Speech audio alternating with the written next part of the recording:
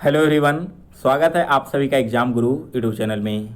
दोस्तों, air force Y group exam के लिए इस वीडियो में हम लोग रागा का पेपर सॉल्व करने वाले हैं।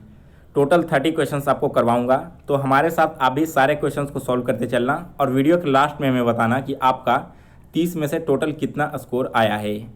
आज का कट ऑफ है दोस्तों 25। अगर आप 25 एक्वायर कर लेते हो तो मान कर चलो कि आपकी तैयारी बहुत ही अच्छी चल रही है और एग्ज़ाम में भी आप बहुत अच्छा परफॉर्म करके आओगे।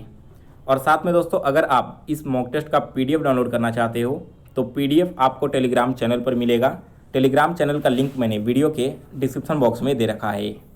इसके अलावा दोस्तों, इस वीडियो के डिस्क्रिप्शन बॉक्स में आपको बहुत सारे व्हाट्सएप ग्रुप के लिंक मिल जाएंगे जो कि डेट वाइज और शिफ्ट वाइज है। तो जिन लोगों का भी एग्ज़ाम अलग अलग डेट्स में जिन शिफ्ट में है उस ग्रुप को आप लोग ज्वाइन कर लें। वहाँ पर जो भी क्वेश्चन एग्जाम में पूछा जाएगा उसका एनालिसिस करवाया जाएगा। बस एक बात का आप लोग ध्यान रखना कि आपका जिस डेट में और जिस शिफ्ट में एग्ज़ाम है केवल उसी ग्रुप को आपको ज्वाइन करना है। और वीडियो स्टार्ट करने से पहले दोस्तों, टेक्स्ट बुक ने यहाँ पर एक ईयरली पैकेज लॉन्च किया है जो कि 299 रुपीज़ में है। इस पैकेज में आपको एयरफोर्स, नेवी, कोस्ट गार्ड जैसे सारे डिफेंस एग्जाम्स के अलावा 360 से भी ज़्यादा एग्जाम्स के 21,000 से ज़्यादा मॉक टेस्ट उपलब्ध कराए गए हैं। और अगर आप यहाँ पर मेरा कोड यूज करते हो गुरु 10 तो आपको यहाँ पर सारे मॉक टेस्ट पर 10% का डिस्काउंट भी मिल जाएगा। तो आप सभी लोग एग्ज़ाम से पहले ज़्यादा से ज़्यादा मॉक टेस्ट को अटेंड करें। इस मॉक टेस्ट को अटेंड करने का लिंक मैंने वीडियो के डिस्क्रिप्शन बॉक्स में दे रखा है, आप वहाँ से जाकर इसे ज्वाइन कर सकते हो। इसके अलावा आपको वहाँ पर बहुत सारे फ्री मॉक टेस्ट भी देखने को मिलेंगे, तो आप उसे भी फ्री ऑफ कॉस्ट अटेंड कर पाओगे। चलिए दोस्तों, अब आज का मॉक टेस्ट स्टार्ट करते हैं। तो देखिए, आज का पहला क्वेश्चन क्या है। बी की अपेक्षा ए दुगनी तेज़ी से काम करता है। यदि दोनों मिलकर किसी काम को 12 दिन में पूरा करते हैं तो बी अकेले उस काम को कितने दिनों में पूरा कर लेगा। यहाँ पर क्या कहा गया है कि बी की अपेक्षा में ए दुगना काम करता है। यानी कि अगर कोई काम ए के द्वारा x दिन में कंप्लीट कर लिया जाता है तो बी उसी काम को कितने दिन में करेगा, बी उसी काम को 2x दिन में करेगा। और दोनों मिलकर किसी काम को 12 दिन में कंप्लीट कर ले रहे हैं, तो आपको बताना क्या है कि बी अकेला उस काम को कितने दिन में करेगा, यह आपको फाइंड करना है। तो देखो, ए किसी काम को कर रहा है x दिन में और बी किसी काम को कर रहा है 2x दिन में, और दोनों मिलकर कितने दिन में कर रहे हैं, तो 12 दिन में कर रहे हैं। इस तरह से हमने इक्वेशन बना लिया। अब यहाँ से x का वैल्यू हम निकाल लेते हैं। तो एलसीएम यहाँ पर हो जाएगा 2x और ऊपर में कैलकुलेट करेंगे तो 2 + 1 हो जाएगा। दैट मीन्स कि 3/2x का वैल्यू यहाँ से आपको मिल जाएगा 1/12। तो x का वैल्यू क्या होगा, x का वैल्यू यहाँ पर क्या हो जाएगा 12 × 3/2, यानी कि क्या हो जाएगा यहाँ पर टोटल 18। अब 18 निकल कर क्या आया, वो x का वैल्यू निकल कर आया है। यानी कि a किसी काम को 18 दिन में कर ले रहा है। b कितने दिन में करेगा, b करता है 2x दिन में। दैट मीन्स कि 2 × 18 तो 36 दिन में उसी काम को b भी कंप्लीट कर लेगा। ऑप्शन सी इस क्वेश्चन का करेक्ट आंसर है। अगला क्वेश्चन देखेंगे। अब क्वेश्चन नंबर 22 है। किसी गोले के पृष्ठीय क्षेत्रफल और बेलन के वृत्त पृष्ठीय क्षेत्रफल का अनुपात क्या होगा यदि गोले की त्रिज्या, बेलन की त्रिज्या एवं ऊंचाई परस्पर समान हो। यहाँ पर देखो, एक स्फीयर है और एक सिलेंडर है। इसमें कहा गया है कि स्फीयर का सिलेंडर और स्फीयर का जो हाइट है वो दोनों ही आपका, स्फीयर का रेडियस और हाइट सिलेंडर के रेडियस और हाइट के इक्विवेलेंट है। तो आपको रेशियो क्या फाइंड करना है, स्फीयर का पृष्ठीय क्षेत्रफल यानी कि सरफेस एरिया का। तो स्फीयर का सरफेस एरिया का फॉर्मूला है दोस्तों 4πr²। और बेलन का वक्र पृष्ठीय क्षेत्रफल यानी कि सिलेंडर का कर्व्ड सरफेस एरिया का रेशियो निकालना है। तो सिलेंडर का कर्व्ड सरफेस एरिया क्या होता है, यह हो जाएगा आपका 2πr²। यहाँ पर ठीक है 2πrh होता है, लेकिन h की जगह हम क्या कर सकते हैं, r लिख सकते हैं ना, क्योंकि हाइट और रेडियस दोनों समान है। तो अब इसे कैंसिल करोगे तो पाई से पाई कैंसिल और r² से r² कैंसिल। 2 से यह डिवाइड होगा 2 टाइम्स में, तो आपका रेशियो क्या हो गया 2:1, यानी कि ऑप्शन सी इस क्वेश्चन का करेक्ट आंसर है। अगला क्वेश्चन है 23 नंबर। एक विक्रेता अपने सामान पर क्रय मूल्य से 40% अधिक अंकित करता है और अंकित मूल्य पर 20% की छूट देता है, तो विक्रेता को कितने प्रतिशत की लाभ या फिर हानि हुई है। मान लो वस्तु जो है वो विक्रेता के द्वारा बेचा जा रहा है वो 100 रुपये का है, ठीक है, कॉस्ट प्राइस 100 रुपये का है, तो इसके क्रय मूल्य पर 40% अधिक अंकित करता है। दैट मीन्स कि जो मार्केट प्राइस होगा वो यहाँ पर 140 हो जाएगा। अब इस 140 में 20% की छूट देकर बेची जाती है, यानी कि 20% छूट देने का मतलब क्या है, वस्तु जो बेचा गया है वो 80% के दाम पर बेचा गया है। तो वस्तु को बेचा कितने में गया है, दोनों शून्य से दोनों शून्य कैंसिल हो गया, और 14 में जब 8 से मल्टीप्लाई करोगे तो यह हो जाएगा 112। वस्तु का कॉस्ट प्राइस था 100 रुपया, इसे बेचा है 112 में, तो हमें नेट प्रॉफिट कितने का यहाँ पर हो रहा है, 12% का हो रहा है, यानी कि ऑप्शन डी इस क्वेश्चन का करेक्ट आंसर है। अगला क्वेश्चन है 24 नंबर। ए, बी और सी के मासिक वेतनों का अनुपात 1:2:3 है। यदि सी का मासिक वेतन ए से 1200 अधिक है तो बी का वार्षिक वेतन क्या होगा। मान लो तीनों का वेतन है x, 2x और 3x। अब हमसे क्या कहा गया कि सी का वेतन ए के वेतन से 1200 अधिक है, यानी कि सी में से ए हम माइनस करेंगे तो हमारा जो वैल्यू है वो 1200 आना चाहिए। सी हमारा 3x है और ए हमारा x है, यानी कि 3x माइनस x का वैल्यू यहाँ से क्या हो गया, 1200 हो गया। तो हम बोल सकते हैं यहाँ पर कि यहाँ से x का वैल्यू हमारा क्या हो जाएगा, x का वैल्यू टोटल हो जाएगा 600 रुपये। अब हमसे पूछा गया कि v का वार्षिक वेतन क्या है, तो v का वैल्यू है 2x और x का वैल्यू हमने 600 निकाल लिया है, तो v का महीने का वेतन क्या हो जाएगा, टोटल 600 गुना 2 1200। लेकिन हमें निकालना है वार्षिक वेतन, तो हम क्या करेंगे, इसमें 12 से मल्टीप्लाई कर देंगे, यह टोटल हो जाएगा यहाँ पर 144 और लास्ट में 00। इस क्वेश्चन का ऑप्शन बी करेक्ट आंसर है। 14,400 रुपये उसका एनुअल इनकम है। नेक्स्ट इसके बाद क्वेश्चन नंबर 25। 5 के प्रथम 8 गुणकों का औसत क्या होगा, यानी कि 5 का पहले 8 मल्टीपल्स का एवरेज आपको फाइंड करना है। तो 5 का फर्स्ट 8 मल्टीपल्स क्या होगा, 5, 10, 15, 20 इस तरह से करके 40 तक की, और जब आप इसे सम करोगे यानी कि इसका सम निकालोगे तो टोटल आएगा 180। डिवाइड हमें कितने से करना होगा, डिवाइड करना होगा हमें 8 से, क्योंकि टोटल 8 नंबर का एवरेज यहाँ फाइंड करना है। इसे आप यहाँ पर डिवाइड करोगे तो यह कैंसिल होगा 22.5 टाइम्स में, यानी कि ऑप्शन ए इस क्वेश्चन का करेक्ट आंसर है। अगला क्वेश्चन है क्वेश्चन नंबर 26। यदि x y से 25% कम कमाता है तो y x से कितने प्रतिशत अधिक कमाता है।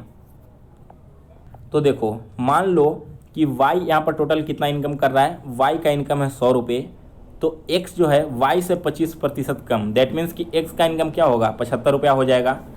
अब आपसे पूछा गया कि y x से कितना प्रतिशत अधिक कमाता है, तो y कितना अधिक कमा रहा है, देखो x है 75 और y है 100, यानी कि y कमा रहा है टोटल 25 रुपये ज़्यादा, और इसका परसेंटेज निकालना है तो हम 100 से मल्टीप्लाई करेंगे। और किसके कंपेरिजन में निकालना है, हमें निकालना है x के कंपेरिजन में, तो नीचे हम क्या करेंगे, x लिख देंगे। अब इसे काटो तो 25 से यह डिवाइड होगा 3 टाइम्स, और 3 से 100 कितने बार में कटेगा, 33.33% टाइम्स में, यानी कि डी ऑप्शन इस क्वेश्चन का करेक्ट आंसर है। अगला क्वेश्चन है 27 नंबर। एक आदमी ने एक निश्चित दूरी ट्रेन से 25 किलोमीटर प्रति घंटे की दर से तय की और 4 किलोमीटर प्रति घंटे की दर से चलकर वापस आया। यदि पूरी यात्रा में 5 घंटा 48 मिनट लगा तो तय की गई दूरी कितनी थी। देखो, फॉर्मूला क्या होता है, time equal to distance upon speed. तो मान लो कि हमारा जो डिस्टेंस है टोटल वो है d किलोमीटर, तो सबसे पहले जो d किलोमीटर कवर किया वो 25 किलोमीटर प्रति घंटे की रफ्तार से, यानी कि हमने 25 लिख दिया, और दूसरा जो d किलोमीटर तय किया वो किया 4 किलोमीटर प्रति घंटे की रफ्तार से, और दोनों को तय करने के बाद जो टाइम लगा ना वो लगा है 5 घंटा 48 सेकेंड, यानी कि इक्वल टू 5.48 आवर्स हमने लिख दिया है। तो अगर यहाँ से हम d का वैल्यू निकाल लें तो हमारा आंसर चला आएगा 25 और 4 का एलसीएम यहाँ क्या हो जाएगा, 100 हो जाएगा, यानी कि ऊपर में हो जाएगा 4d plus 25d equal to 5.48। तो अब यहाँ से अगर नीचे वाला 100 यहाँ जाकर मल्टीप्लाई हो जाएगा तो 5.48 मल्टीप्लाई होने के बाद क्या हो जाएगा, यह टोटल हो जाएगा 580। यहाँ पर ध्यान दो 5.48 नहीं है 5.8 किलोमीटर है, मैंने यहाँ पर थोड़ी सी गलती कर दी। तो टोटल 580 किलोमीटर हो गया, और 4d प्लस 25d क्या हो जाएगा, टोटल 29d हो जाता है। तो d को हम इसी साइड रहने देंगे और 29 को इस साइड ले आएंगे, इससे यहाँ पर डिवाइड करेंगे तो डिवाइड होगा 20 टाइम्स में। तो टोटल जो डिस्टेंस है आपका वो है आपका 20 किलोमीटर। ऑप्शन सी इस क्वेश्चन का करेक्ट आंसर है। अगला क्वेश्चन है 28 नंबर। साधारण ब्याज पर एक निश्चित धनराशि 20 वर्षों में खुद की 3 गुनी हो जाती है, तो साधारण ब्याज की समान दर से यह कितने सालों में दोगुनी हो जाएगी। मान लो सबसे पहले अमाउंट आपका टोटल 100 रुपया, टाइम कितना लगा 20 वर्ष लगा और रेट हमें पता नहीं है। इसे डिवाइड करेंगे 100 से, तो हमें जो यहाँ पर इंटरेस्ट मिल रहा है वो क्या है, टोटल अमाउंट 3 गुना हो जा रहा है, यानी कि 100 का 300 हो जा रहा है। दैट मीन्स कि टोटल हमें इंटरेस्ट 200 रुपये का मिला होगा, तभी ना इंटरेस्ट और प्रिंसिपल को जोड़कर हमारा 100 रुपये आएगा। अब इस इक्वेशन को आप सॉल्व कर लेना, बहुत ही आसान है। स्क्रीन यहाँ पर काफ़ी छोटा है, इस कारण मैं सोल्यूशन नहीं करवा रहा हूँ। तो यहाँ से आपका जो रेट निकल कर आएगा वो निकल कर आ जाएगा टोटल कितना, रेट आपका यहाँ से निकल कर आ जाएगा 10% का। अब हमसे क्या पूछा गया कि कितने दिनों में यह दुगना हो जाएगा, तो हमने रेट निकाल लिया है, प्रिंसिपल हमें मालूम है 100 रुपया है, रेट हमारा 10 है, टाइम हमें पता करना है, और इंटरेस्ट कितना बनेगा जब दुगना हो रहा है, यानी कि 200 रुपया। दैट मीन्स कि आपका इंटरेस्ट 100 रुपया होगा, तभी इंटरेस्ट और प्रिंसिपल को ऐड करके 200 होता है। तो यहाँ से आप टी का वैल्यू भी फाइंड कर सकते हो। 100 से 100 कैंसिल हो गया, 10 से यहाँ पर 100 10 बार में, that means T equal to क्या हो जाएगा 10 ईयर्स। इस क्वेश्चन का बी ऑप्शन करेक्ट आंसर है। अगला क्वेश्चन देखो, 29 नंबर है। क्यू के पिता बी के दामाद हैं, सी क्यू की बहन है और पी की बेटी है, पी डी की मामी है, तो पी बी से कैसे संबंधित है। तो यह एक क्वेश्चन आपके लिए है, बिल्कुल आसान क्वेश्चन है। आपको केवल रिलेशन यहाँ से बैठाना है, कौन कौन सा रिलेशन किसके साथ बैठ रहा है, और उसके बाद आप पी और वी का रिलेशन निकाल लोगे। इस क्वेश्चन का करेक्ट आंसर आपको हमें कमेंट बॉक्स में देना है।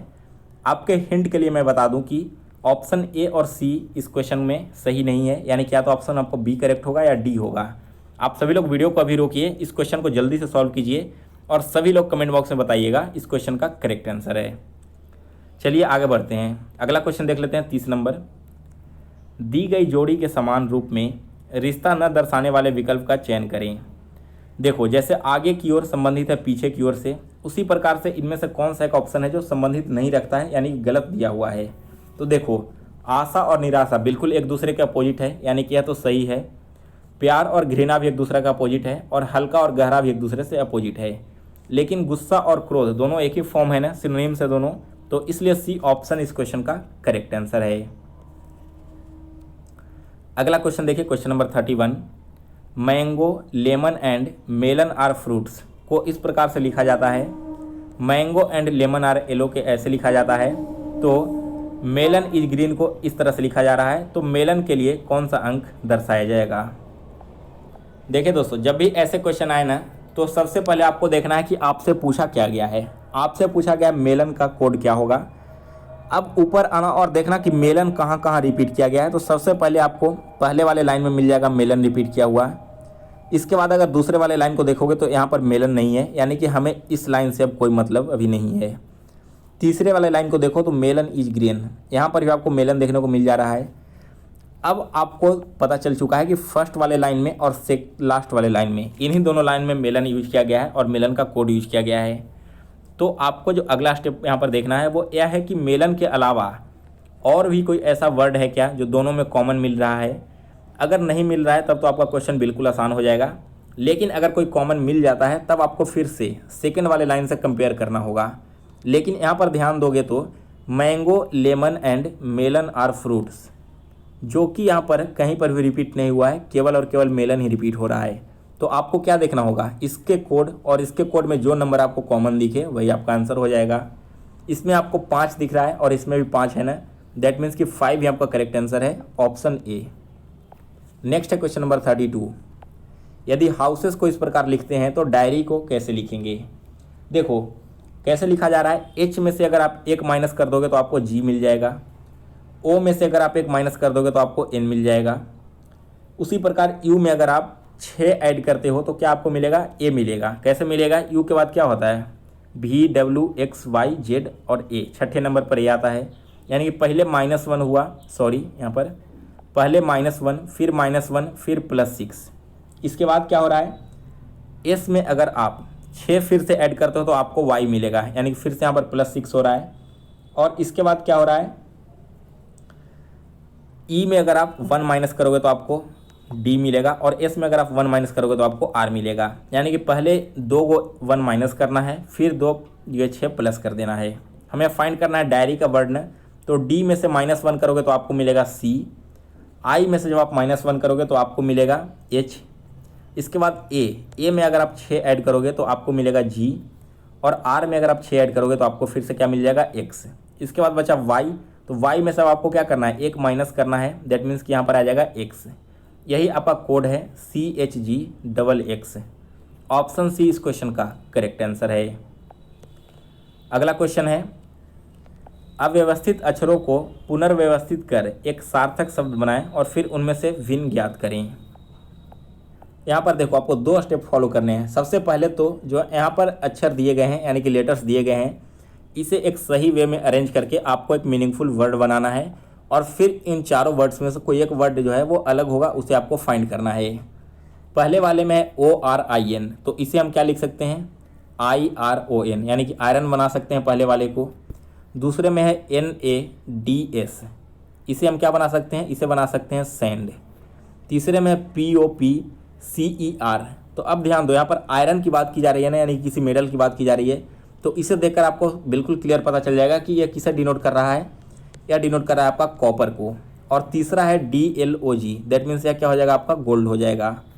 अब चारों वर्ड्स आपके आ गए हैं, इनमें से अलग कौन सा है, गोल्ड, कॉपर और आयरन, ये तीनों मेटल्स हैं, जबकि सैंड यहाँ पर मेटल नहीं है, इसलिए बी ऑप्शन इस क्वेश्चन का करेक्ट आंसर है। अगला क्वेश्चन है 34 नंबर। यहाँ पर आपको बताना है कि क्वेश्चन मार्क की जगह पर कौन सा नंबर आएगा। तो देखो, अगर आप 13 और 14 के बीच का डिफरेंस देखो तो केवल 1 का डिफरेंस है। 14 और 18 के बीच का डिफरेंस देखो तो 4 का डिफरेंस है। 18 और 27 का डिफरेंस देखो तो 9 का डिफरेंस है। अब 1, 4 और 9 को ध्यान से दो, अगर हम 1 का स्क्वायर कर देंगे तब हमें 1 ही मिलेगा ना, 2 का स्क्वायर का हम मिलते हैं तो 4 मिल रहा है, इसी प्रकार 3 का स्क्वायर करते हैं तो हमें 9 मिलता है। यानी कि अगला जो आपका सीरीज होगा वो 4 का स्क्वायर होगा, दैट मीन्स 16 होगा, और 27 में अगर आप 16 ऐड करोगे तो आपको मिलेगा 43। सो क्वेश्चन मार्क की जगह पर आएगा ऑप्शन नंबर सी। अगला क्वेश्चन देखो, यदि 4 × 9 × 3 का वैल्यू 4 है, 5 × 3 × 1 का वैल्यू 3 है, तो 9 × 9 × 7 का वैल्यू क्या होगा।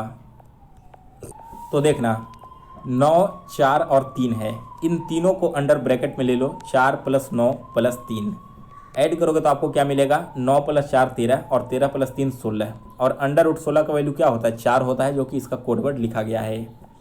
उसी प्रकार से इस वाले सीरीज को देखते हैं, अंदर में आ जाएगा 5 + 3 + 1, इस टोटल का वैल्यू हो जाएगा 9, और 9 क्या होता है, 3 का स्क्वायर रूट है।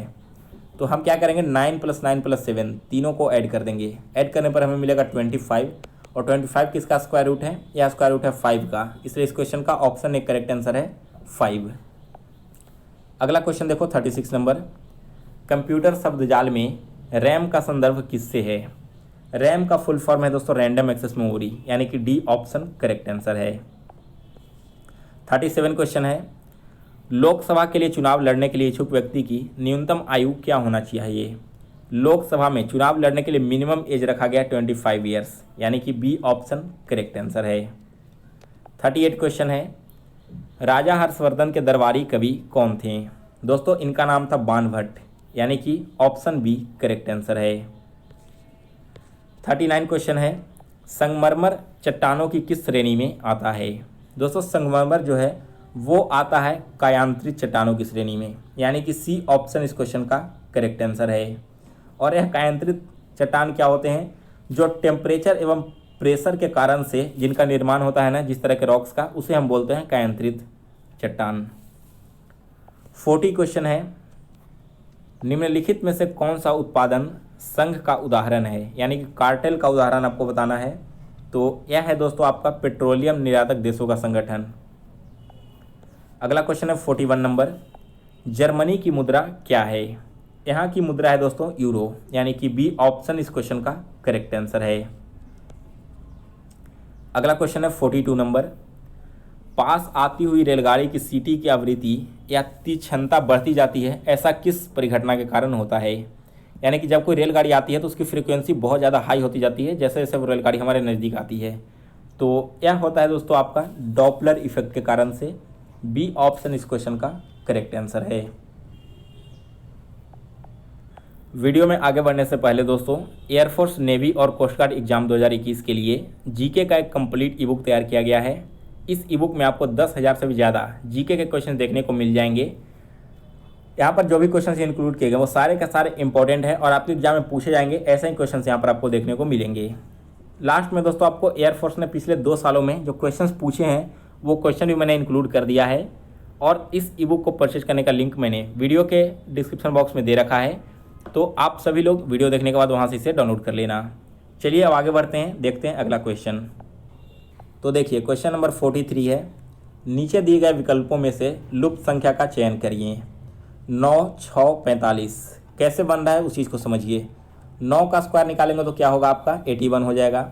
6 का स्क्वायर आपका 36 हो जाएगा। अब इन दोनों को माइनस करोगे तो आपको जो मिलेगा वो होगा 45। उसी प्रकार से 11 का स्क्वायर हो जाएगा 121, 8 का स्क्वायर हो जाएगा 64 और दोनों को जब आप माइनस करोगे तो आपको मिलेगा 57, जो कि नीचे लिखा गया है।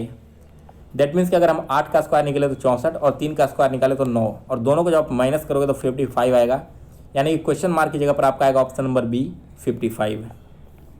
अगला क्वेश्चन है 44 नंबर, निम्नलिखित समीकरण को ठीक करने के लिए किन 2 चिन्हों को परस्पर बदलना चाहिए। देखो यहाँ पर 4 आपको चिन्ह दिए गए हैं, इनमें से 2 चिन्ह को आपको रिप्लेस करके इस क्वेश्चन का करेक्ट आंसर बताना होगा। तो यह क्वेश्चन भी बहुत आसान है, यह आप लोगों को कमेंट करना है कमेंट बॉक्स में। सभी लोग इस क्वेश्चन को जल्दी से सॉल्व कीजिए और कमेंट बॉक्स में बताइएगा। अगला क्वेश्चन देखते हैं, क्वेश्चन नंबर 45। देखो आपके फिगर वाले क्वेश्चन आने स्टार्ट हो गए हैं। यहाँ पर आपसे पूछा गया कि निम्नलिखित आकृति श्रृंखला में आगे आने वाली अगली आकृति का चयन कीजिए, यानी कि 4 के बाद जो 5वें नंबर वाले बॉक्स में फिगर आएगा उस फिगर को आपको फाइंड करना है। तो देखो यहाँ पर आपको कैसे बना है, सबसे पहले इस वाले ट्रायंगल को ध्यान दीजिए जो कि कलर्ड पोर्शन में है। वो क्या हो रहा है, इस वाले कोने से मूव करके यहाँ पर चला जा रहा है, यानी कि एक स्टेप आगे बढ़ जा रहा है। फिर इसके बाद क्या हुआ, एक स्टेप और 2 स्टेप, यानी कि पहले एक स्टेप आगे बढ़ा, फिर 2 स्टेप बढ़कर यहाँ आ गया। ठीक है, अब इसके बाद कितना स्टेप बढ़ रहा है, एक स्टेप यहाँ, एक स्टेप यहाँ और एक स्टेप यहाँ, यानी कि 3 स्टेप बढ़ रहा है। तो अब जो यह अगला टर्म इसका आएगा वो 4 स्टेप का होगा। दैट मीन्स कि पहले नीचे आएगा, फिर दूसरा स्टेप यहाँ, तीसरा स्टेप यहाँ और चौथा यहाँ, यानी कि वापस अपने ही पोजीशन पर आ जाएगा। इसी तरह से जो सेकंड वाला ब्लैंक वाला फिगर है वो भी पहले एक पोजीशन मूव करता है, फिर 2, फिर 3, तो लास्ट में जो चौथा पोजीशन मूव करेगा, मूव करने के बाद वापस अपने इसी पोजीशन को एक्वायर कर लेगा। इसलिए इस क्वेश्चन का सी ऑप्शन करेक्ट आंसर है। जो आपको लास्ट वाला फिगर दिख रहा है ना, बिल्कुल ऐसा ही फिगर आपको अगले वाले टर्म में भी बनने को मिलेगा। अगला क्वेश्चन है इसके बाद क्वेश्चन नंबर 46। यहाँ पर भी आपको बताना है कि नेक्स्ट बॉक्स में यहाँ पर कौन सा फिगर आएगा। तो ध्यान दो दोस्तों, सबसे पहले जो प्लस है ना वो एक एक स्टेप आगे बढ़ते चला जा रहा है। पहले वाले नंबर से यहाँ पर दूसरे नंबर पर आया, फिर तीसरे नंबर पर आया, तो अब जो फिगर आएगा वो यहाँ पर चौथे नंबर पर आ जाएगा। इसी प्रकार से जो माइनस है वो यहाँ पर सबसे पहले ऊपर था, एक स्टेप चल के नीचे आ गया दूसरा स्टेप में, तो तीसरा स्टेप में कहाँ जाएगा, तीसरा स्टेप में यह जो आपका फिगर बनेगा 46 नंबर में वो कहाँ चला जाएगा। सॉरी, यहाँ पर देखो मैंने गलत फिगर को देख लिया, पहले यहाँ था पहले नंबर पर, दूसरे नंबर पर नीचे आया, तीसरे नंबर पर यहाँ आया, तो चौथे नंबर पर क्या होगा, यहाँ पर आ जाएगा। यहाँ प्लस वहाँ माइनस हो जाएगा। गुना पहले नीचे की ओर था जो कि यहाँ आया है, फिर यहाँ गया है, तो अब जो गुना आपका बनेगा वो ऊपर में बनेगा और जो खाली स्थान आ गया उसमें सर्कल आ जाएगा। ऑप्शन नंबर बी इस क्वेश्चन का करेक्ट आंसर है। 47 क्वेश्चन में देखो आपको 2 तरह के दिख रहे होंगे, एक ऐसा ट्रायंगल है, एक ऐसा ट्रायंगल है। तो अगर आप इस साइड वाले ट्रायंगल को ध्यान से देखोगे तो वो अगले स्टेप में नीचे चला जा रहा है, फिर इसके बाद इधर आ जा रहा है, यानी कि अगला जो स्टेप बनेगा उसमें यह ऊपर होना चाहिए। और ऊपर वाला ट्रायंगल कहाँ जा रहा है, तो ऊपर वाला ट्रायंगल पहले इधर था, फिर आपका इधर मुड़ा, अब इधर मुड़ा है, तो अब अगला जो फिगर बनेगा वो उसमें इधर आ जाएगा।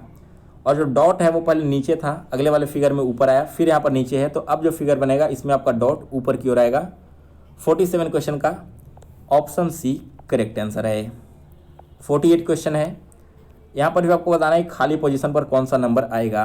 तो पहले देखो ट्रायंगल जो है आपको ऊपर की ओर दिख रहा था, अगले वाले फिगर में क्या हुआ, नीचे की ओर बन गया, तो तीसरे वाले फिगर में फिर से ऊपर की ओर गया है जब, तो चौथे वाले फिगर में क्या होगा, नीचे की ओर आ जाएगा।